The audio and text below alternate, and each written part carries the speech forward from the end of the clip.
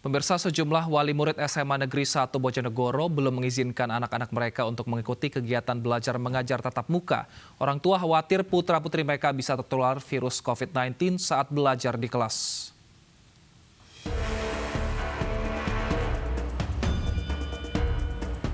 SMA Negeri 1 Bojonegoro menyelenggarakan uji coba sekolah tatap muka. Keputusan itu diambil berdasarkan surat edaran dari Gubernur dan Dinas Pendidikan Provinsi Jawa Timur. Proses belajar mengajar dilakukan dengan menerapkan protokol kesehatan yang ketat. Namun, sejumlah wali murid keberatan dengan kegiatan belajar mengajar tatap muka karena khawatir dengan penularan virus corona. Sisanya itu dari keseluruhan 852. 852 yang setuju itu hanya berapa? 231, 400-an. Tidak ada 50%. Berarti banyak yang nggak setuju ya Pak ya? Ya separuh. 50% lebih sedikit itu yang siap pembelajaran tatap muka. Di Bojonegoro, sekolah tatap muka hanya diterapkan pada 3 sekolah. Setelah uji coba, kegiatan ini akan dievaluasi dalam 2 pekan ke depan. Dari Bojonegoro, Jawa Timur, Dedi Mahdi, iNews melaporkan. Ya, Wilson dan juga pemirsa, sistem belajar secara tatap muka ataupun juga daring ini masih menjadi perdebatan. Karena ada sebagian siswa yang mengatakan kalau belajar daring ini mereka kurang paham materinya secara maksimal. Tapi tentunya kalau tatap muka orang tua juga khawatir, takutnya ini akan menjadi klaster sekolah. Nah, tentunya kebijakan ini harus diambil berdasarkan data yang sekarang, seperti apa daerah tersebut, apakah sudah ada zona hijau atau zona merah. Zona hijau mungkin sudah bisa tetap muka, tapi tentunya harus ada simulasi terlebih dahulu, sehingga protokol kesehatan bisa diterapkan di sekolah. Nah, kita juga akan membahasnya bersama dengan Komisioner KPAI, Ibu Retno Listiarti, yang sudah bergabung bersama kami di iNews Siang. Selamat siang, Ibu Retno. Selamat siang, apa kabar? Baik, Ibu. Kabar baik, Ibu. Ibu melihat ada sekolah yang sudah mulai tatap muka ini di Jawa Timur. Menurut KPAI, sudah tepatkah aturan ini, Bu? Iya, pertama terkait dengan zona ya. Memang kan kalau kita berbicara Jawa Timur masih zona merah ya. Artinya memang tidak memungkinkan untuk pembelajaran tatap muka gitu. Tapi ketika dikonfirmasi menurut pihak pemerintah provinsi itu adalah simulasi. Jadi sedang melakukan uji coba. Nah, peristiwa yang sama sebenarnya juga dilakukan beberapa daerah. Misalnya Kota Bekasi. Kota Bekasi juga sempat melakukan simulasi di 6 sekolah, yaitu 3 SMP dan 3 SD. KPAI juga sudah datang ke sana. Dan tadi kan kalau di Bojonegoro misalnya tadi disebutkan dari 550 sekian anak yang orang tuanya setuju juga nggak sampai 50%-nya ya. Itu sebenarnya sama dengan sekolah-sekolah yang kami datangi yang juga melakukan simulasi misalnya itu di Kota Bekasi gitu. Bahkan dari 704 murid di salah satu SD yaitu di SD Pekayon Jaya 6 Kota Bekasi yang masuk akhirnya juga hanya 16 pada saat tatap muka. Jadi memang banyak orang tua yang khawatir. Dan di dalam SKB 4 Menteri sendiri kan izin orang tua menjadi mutlak ya. Jadi artinya kalau orang tua nggak setuju, walau sekolah dibuka, meskipun zonanya katanya hijau sekalipun, tapi orang tuanya nggak mau masukin anak sekolah karena khawatir tadi, maka diperkenankan. Dan itu tetap harus dilayani pembelajaran jarak jauhnya.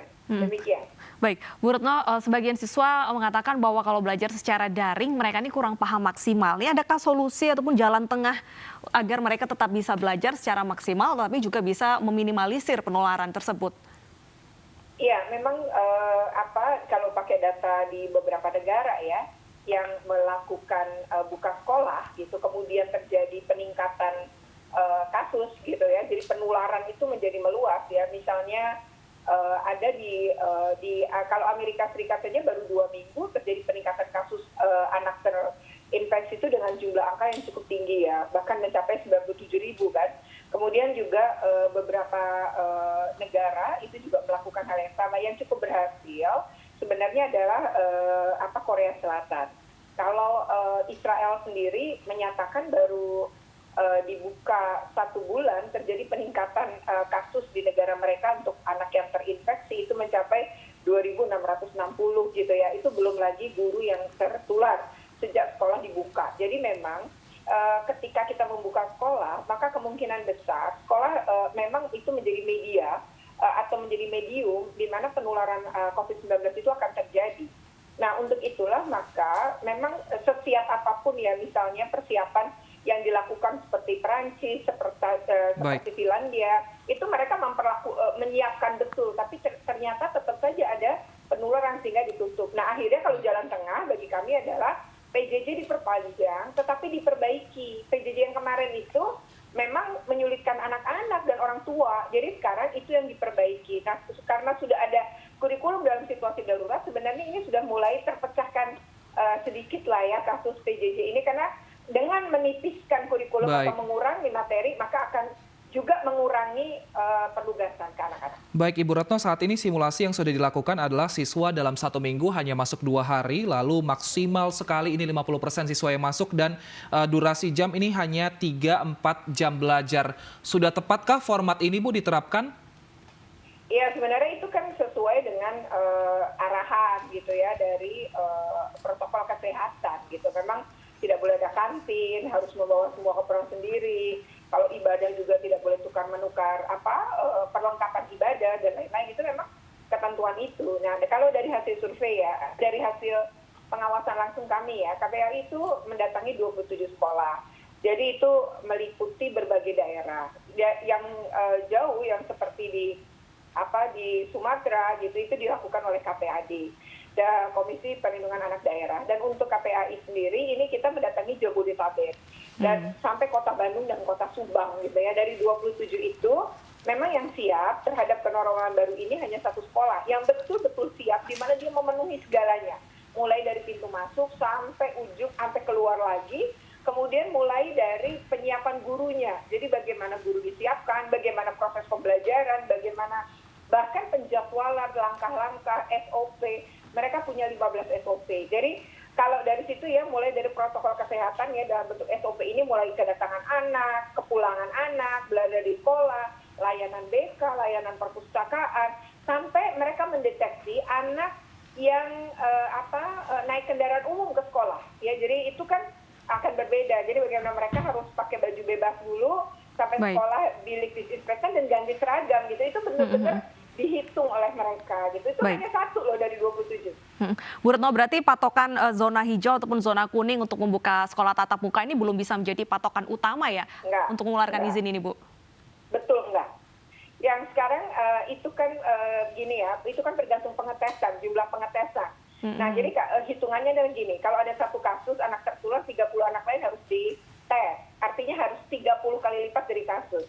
Nah, sebenarnya kalau berhitung ke hal ini, maka yang memenuhi ini hanya DKI Jakarta. Dan perlu diingat bahwa anak di Indonesia itu sekarang ini sudah 11.000 terinfeksi aja, anaknya ada di rumah.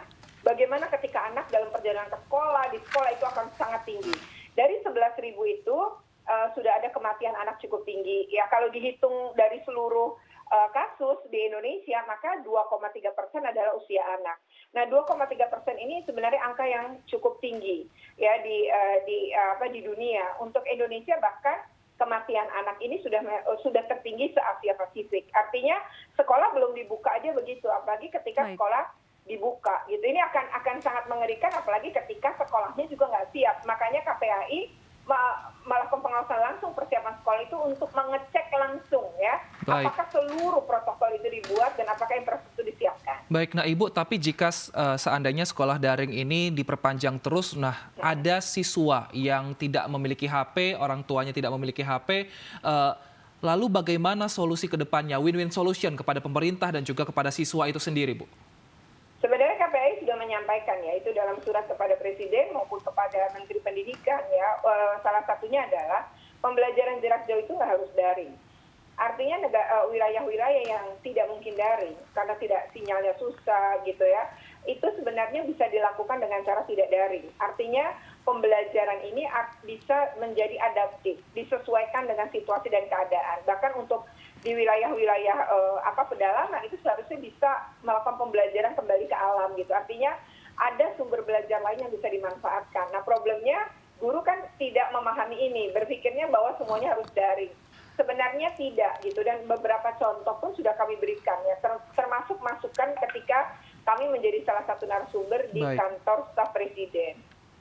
Baik, terima kasih Ibu Retno. Semoga tadi yang kita diskusikan ini bisa didengar oleh sekolah, pemerintah, dan juga para siswa sehingga nanti bisa ada solusi yang tepat untuk tetap bisa bersekolah dan bisa dimengerti pelajarannya dan juga Oleh siswanya, ya? oleh siswanya. Benar sekali. Dan pemirsa, Ya, selamat kita siang. ke informasi berikutnya.